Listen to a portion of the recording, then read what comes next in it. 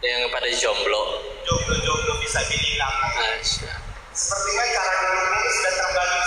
Masya Allah. Bagian depan ini generasi kolonial, generasi kita sudah beda Masya Allah. Yang bagian sana ini ya generasi milenial sedang mencari tambatan hati. Masya Allah. Berharap datang ke pengajian ketemu jodoh. Alhamdulillah. Sudah tahun-tahun belum ketemu.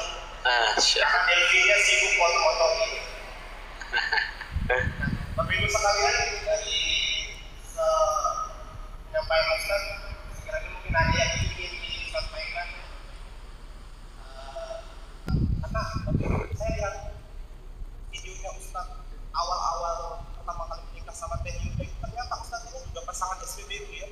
Apa tuh SPBU? Kita mulai dari nol. Oh iya. Ustaz tidak seganteng ini ya. Waktu itu saya lihat Ustaz masih gantengan saya dikit. Oh gitu. Iya. Waktu saya masih di bank dulu saya lumayan ganteng Ustaz. Wah, lumayan ya. Makanya kelihatan orang bank ini ganteng semua. Iya, insya Allah. Tapi kalau sekarang bedanya kita jauh Ustaz. Iya. Ustaz ganteng sekali, saya ganteng dikit.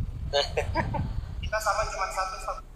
Oh iya, insya Allah. Silakan Bapak Ibu sekalian ada yang ingin disampaikan. Ibu tanya jawab atau foto-foto? Panitia mungkin perlu disiapkan door prize ya. Bagi yang bertanya ini mungkin dikasih baju adat untuk upacara besok.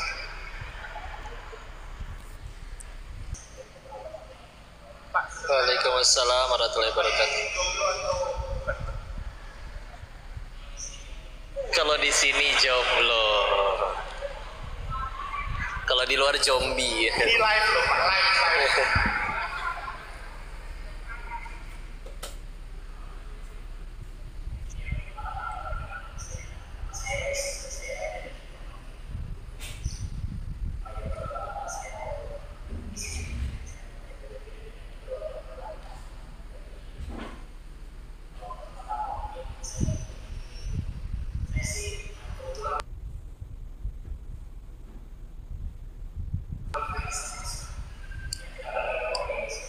Kebetulan tapi ya, nggak sengaja.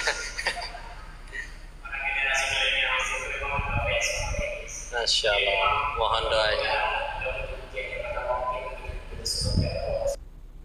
Alhamdulillah, mohon doanya. Amin, amin. Alhamdulillah, alhamdulillah. La haula wala quwata illa billah. Aduh. Saya mau video-video komunis gitu. Wah, luar biasa.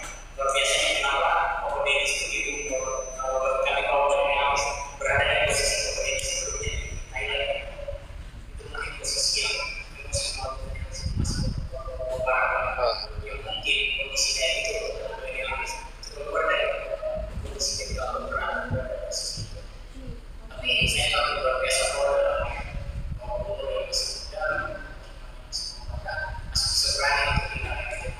La haula wala quwwata. La haula wala quwwata.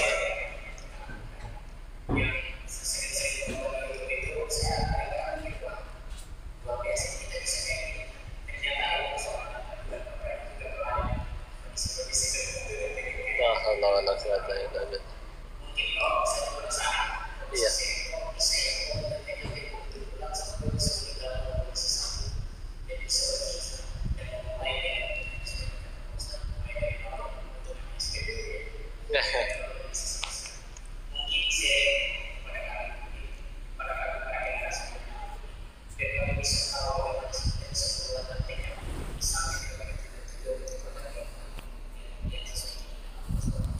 Baik, insyaallah. Jazakallah khair. Alhamdulillah. Siap, mohon doanya saat jazakallah khair. Langsung dijawab ya, satu persatu. Takut lupa ya. Bismillah. Kalau ditanyanya kok bisa, mas saya juga nggak tahu ya. Dan aslinya Allah aja yang nolong. Tidak ada kebaikan pada diri ini, semuanya Allahnya aja yang maha baik. Tapi memang kita mulainya dari anugerah yang sama dari Allah aja lah, sama-sama dititipin akal ya kan. Karena kalau kita tidak ada akal ya kan tidak dikenai kewajiban sholat dan yang lain-lain ya. Maka salah satu yang jadi renungannya di sana waktu itu Sama bertanya, saya tuh udah bahagia belum? Ya. Jadi kalau sekarang pengen ngetes juga sekarang sama, bertanya aja sekarang dalam detik ini juga, tanya ke dalam hati, saya tuh udah bahagia belum? Ya. Karena waktu tadi ngerasain yang 80 jutaan sehari dengan semua aset, fasilitas yang ada di sana, umur segitu, pertama kali beli rumah umur 22 tahun, ya. Tapi setiap kali ditanya saya udah bahagia atau belum, enggak ketemu jawabannya, belum. Ngelihat sekeliling, nyari yang lebih memiliki segala-galanya, oh sama, mereka malah tidak lebih bahagia, lebih menderita dan lain-lain. Saya berasumsi ini sudah cukup banyak diceritakan yang di podcast-podcast ya. Tapi persamaannya adalah tadi, yang selama ini kita udah upayakan dengan tujuan untuk bahagia itu tadi, baik diri ini merasakan atau sudah ada orang lain yang merasakan, tetap mereka tidak nyampe di titik itu. Nyari beneran, ada nggak yang masih pengen sampai, yang masih bisa bahagia dari arah sana. Tapi setiap kali dicari, mereka malah punya tingkat depresi atau tingkat masalah yang lebih besar. Seperti mungkin sedikit dikutip ya, dan ini mengulang untuk menguatkan. Salah satunya ketika bandar-bandar judi besar ini dengan penghasilan yang kalau saya baru segitu, mereka lebih besar lagi, ya.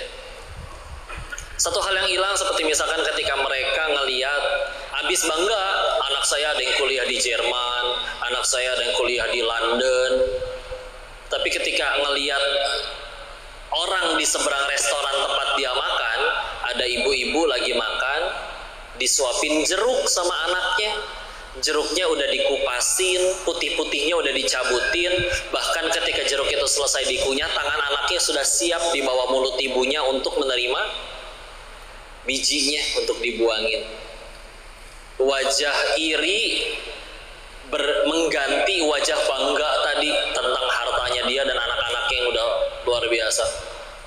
Anak-anak yang di sini mungkin kalau misalkan rewel minta uang jajan pergi ke warung. Anak-anak mereka kalau bosen ambil handphone, pesen tiket ke Singapura, pesen tiket ke Malaysia, ke luar negeri. Ya, kapan pulang? Nggak nunggu duit habis, nunggu bosen. Nggak bawa baju, kan banyak mall di sana, beli di sana, ngapain bawa baju berat-berat, bisa beli. Pulang berat gimana? Tinggal di sana, kasih aja, pasti banyak yang butuh baju. Duit itu bukan masalah benar-benar bagi mereka. Tapi dengan setelah cerita kayak gitu, ngelihat ibu-ibu disuapin jeruk, mukanya berubah. Muka iri, tapi irinya bukan iri, lebih iri daripada irinya orang yang belum pernah beli mobil, pengen beli mobil. Kira-kira orang suka otomotif, gak punya mobil, datang ke pameran mobil, mukanya gimana? Wah, paling norak dikit ya nggak? Difoto-fotoin, dipajangin jadi wallpaper dan yang lain-lain, tapi masih ada cahaya di wajahnya. Saya tinggal kerja keras, suatu saat kebeli, ya Allah. Tapi mereka iri yang menunjukkan wajah kayak, gua tuh apa lagi sih yang gua nggak punya? Duit udah segini banyak dengan segala macam yang udah digapai, tapi anak saya nggak pernah kayak begitu. Kalau diajak ngobrol baru keluar tuh. Anaknya yang keluar, yang sekolah di luar gimana? Kalau mau jujur, nelpon juga bulan lalu, itu juga minta duit. Gak minta duit, dia nggak mau nelpon. Giliran kita yang kangen, sibuk katanya sama teman-temannya. Giliran butuh duit, nelpon harus dijawab hari itu, harus ditransfer hari itu juga. Ya. Satu. Anaknya yang masih tinggal di rumah, itu juga jarang ketemu. Karena kebayang pun dan ya rumah-rumahnya mereka, kebayangan rumah-rumah film, rumah-rumahnya orang-orang kaya kayak gitu. Dari ruang tamu sampai kamar anaknya mungkin harus naik angkot saking besarnya. Ya. Tapi kalau di rumah nggak pernah ketemu karena di kamarnya ya udah lengkap fasilitasnya. Ya, internet, komputer, PlayStation, televisi, kamar mandi juga udah di dalam. Jadi nggak pernah keluar dari kamar. Orang sampai mampir ke rumahnya itu datang tukang Gojek duaan, nganterin makanan yang sama.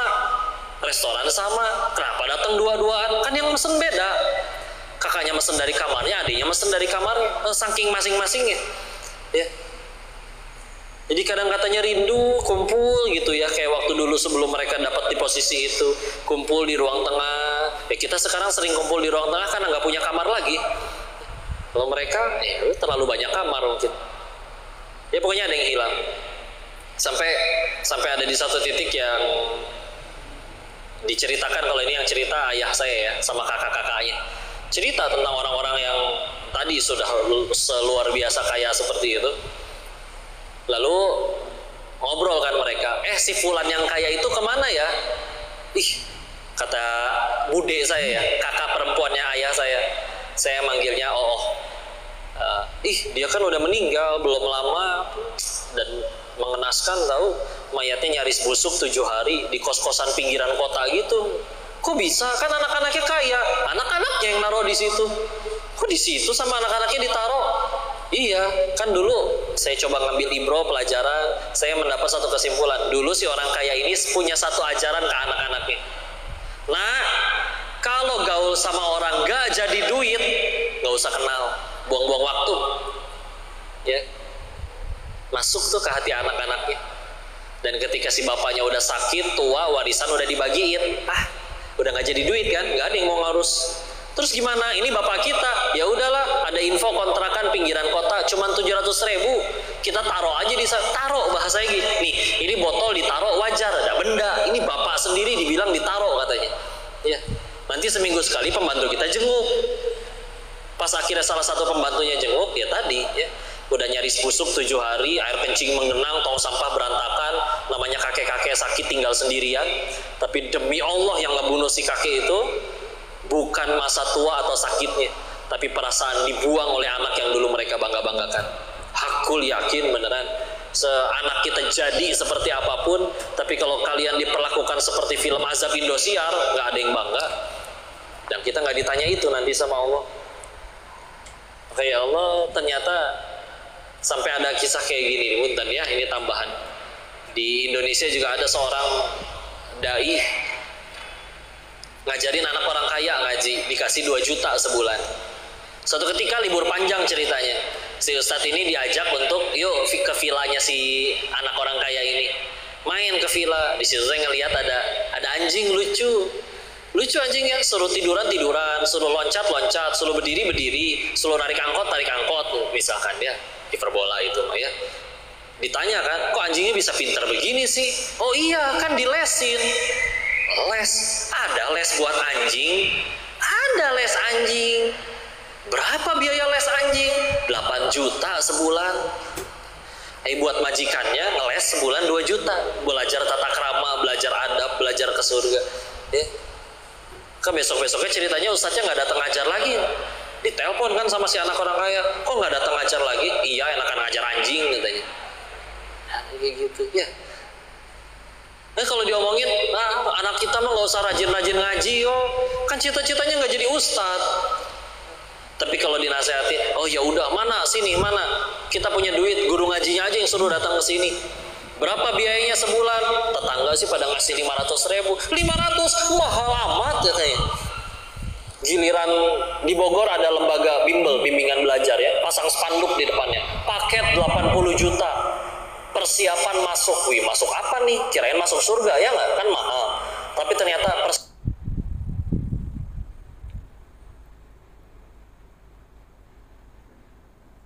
persiapan masuk PTN, perguruan tinggi negeri, paket 80 juta. Di tulisan 80 jutanya ada bintang, keterangan kecil di kanan bawahnya kan. Bintangnya adalah itu dia belum tentu lulus. Kan yang nentuin lulus kampusnya, bukan bimbelnya. Ya. Tapi masih aja ada yang berkata, wah 80 juta untuk masuk PTN, itu biaya yang murah, yang penting anak saya masuk ke PTN. Giliran bicara anaknya pengen masuk surga, 500.000 kemahalan, pengen ngejambak, saya emang gak dengernya. Bukan rambutnya, bibirnya dijambak sekalian, kayak gitu ya. Tapi ya Allah ya, gitulah ya. Tapi intinya mereka yang sudah berada di sana pun pengen keluar, semuanya pengen keluar. Dari teman-teman yang gak cuma bandar judi, bandar narkoba, dan yang lain-lain juga ya. Si bodoh ini masih nggak percaya. Saya cari, pasti ada yang tetap happy ending. Tanya lagi pendiri, saya mampir ke beberapa kasino besar di sana. Saya tanya, ini pendirinya kemana pak? Ke senior yang ada di sana. Ini kan udah lama mati ya, dikhianatin anak buahnya. Yang itu belakang ya sama, dia dikhianatin anak buahnya, tapi dia mah di penjara. Terus yang ini kemana? Ya kan ini juga bosnya udah mati kena HIV. Terus yang ini kemana? Ya kan ini juga bosnya udah mati kena HIV AIDS. Ada. Ada nggak yang sampai sekarang masih tetap kaya? Ada sih, tapi kan agak gila, anak-anaknya overdosis narkoba semua mati. Nggak ada yang happy ending, nggak ada yang happy ending beneran.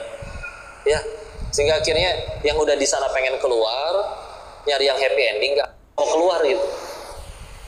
Jadi ya sudah. Tapi tetap masih takut si bodoh ini tentang bicara masalah rezeki. Kalau saya di Indo atau kalau saya mulai dengan yang halal-halal, saya ngapain? Ya, maka nggak berani. Lagi takut sama masalah rezeki, lagi di kasino, bosen lihat kajian, ada video kajian di YouTube Agim bicara tentang masalah rezeki. Udah gede, takut rezeki, kalah sama janin. Janin aja di dalam perut ibunya emang bisa apa? Sholat nggak bisa, kerja nggak bisa, datang tuh ibunya makan apa aja, nyampe rezeki.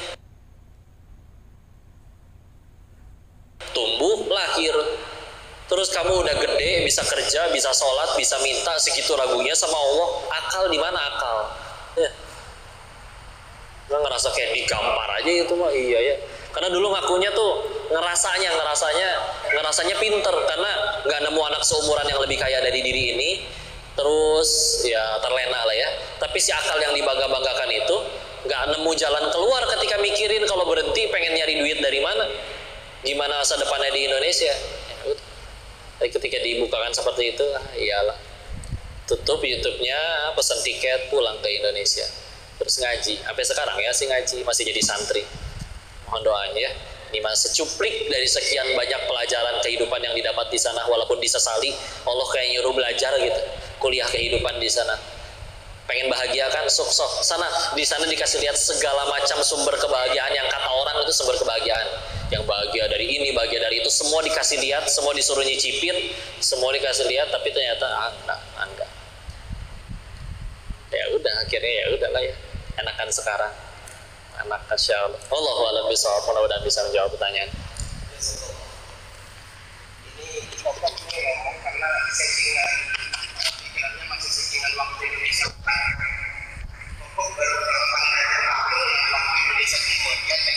Ini di Bogor masih jam 8. Jadi makanya masih semangat bapak-bapaknya terlalu saking usia sampai hampir tertidur. Saya kira emang sipit dari sononya ya. Ada yang main slot di sini? Nggak ada. Tapi ini kan kita live. Oh iya. Album ini channelnya terkenal. Kemudian didengarkan oleh orang-orang di luar sana. Terkenal memang ya. Bapak-bapak ibu yang bapaknya suka paham pokok jauh sama. Baik, izin keridhaan hatinya kita tundukkan hati dan kepala kita sejenak, tutup dengan doa ya. A'udzubillahi minasyaitonirrajim. Bismillahirrahmanirrahim. Allahumma shalli ala sayyidina wa habibina wa syafi'ina wa maulana Muhammad. Wassalim radhiyallahu tabarakahu ta'ala an kulli sahabati rasulillahi ajma'in. Bismillahirrahmanirrahim. Hamdan syakirin, hamdan na'imin, hamdan yuwafi ni'amahu wa yukafi mazidah. Ya Rabbana lakal hamdu kama yanbaghi li jalali wajhikal karim wa 'azimi sultanik. Allahumma shalli ala sayyidina Muhammad wa ala ali sayyidina Muhammad. La ilaha illa anta subhanaka inni kuntu minadh dhalimin. Allahumma ighfir lil muslimina wal muslimat wal mu'minina wal mu'minat al ahya'i minhum wal amwat. Allahumma ighfir lana wa liwalidina warhamhum kama rabbawna shighara. Ya muqallibal qulub tsabbit qulubana 'ala dinik. Allahumma a'inna 'ala dzikrika wa syukrika wa husni ibadatik. Ya Allah, berkahi majelis ini ya Allah. Ajarkan yang bermanfaat saja bagi kami ya Allah. Jadikan sisa usia kami hanya mengejar ridho-Mu ya Allah. Jadikan kami hanya ingin mengejar yang Kau sukai saja, bukan yang sekedar kami sukai ya Allah. Jadikan ya Allah Engkau selalu bimbing kami sebagai hamba-hamba-Mu yang Kau berikan hidayah ya Allah. Ampuni segala kesalahan kami ya Allah, baik yang terang-terangan maupun sembunyi-sembunyi, baik yang telah lalu maupun baru akan terjadi, baik yang disengaja maupun tidak disengaja. Ampuni ya Allah. Jangan Kau biarkan kami wafat dalam keadaan dosa kami belum Kau ampuni ya Allah. Jangan Kau biarkan kami wafat dalam keadaan taubat kami belum Kau terima ya Allah. Ya Allah, anugerahkan kepada kami keturunan yang solih solihah, yang hafiz hafidhah. Rabbi habli minas solihin, Rabbi habli minas solihin, Rabbi habli minas solihin, Rabbi habli min ladunka dzurriyyatan thayyibatan innaka sami'ud du'a. Rabbi la tadarni fardan wa anta khairul warithin. Rabbi ij'alni muqimas shalah wa min dzurriyyati rabbana wa taqabbal du'a. Berkahi kedua orang tua kami ya Allah, terima amal solihnya, izinkan kami bisa menjadi pahala jariah bagi kedua orang tua kami ya Allah, juga bagi guru-guru kami, sayangi, muliakan, angkat derajat mereka setinggi-tingginya ya Allah. Allahumma inna as'aluka ridhaka wal jannah wa na'udzubika min sakhatika wan nar. Allahumma inna as'aluka ilman nafi'an wa rizqan thayyiban wa amalan mutaqabbalan. Allahumma inna nas'aluka husnul khatimah wa na'udzubika min su'il khatimah. Rabbana atina fid dunya hasanah wa fil akhirati hasanah wa qina adzabannar. Subhana rabbika rabbil izzati amma yasifun. Wassalamun alal mursalin walhamdulillahi rabbil alamin. Barakallahu fikum, mohon maaf lahir batin ayah bunda yang dirahmati Allah. Jika ada kesalahan tolong dimaafkan, seluruhnya dari kebodohan diri ini tolong dinasehati dan dikoreksi ya. Jika ada kebaikan pasti dari Allah dan kita bersyukur kepadanya. Barakallahu fikum. Assalamualaikum warahmatullahi wabarakatuh.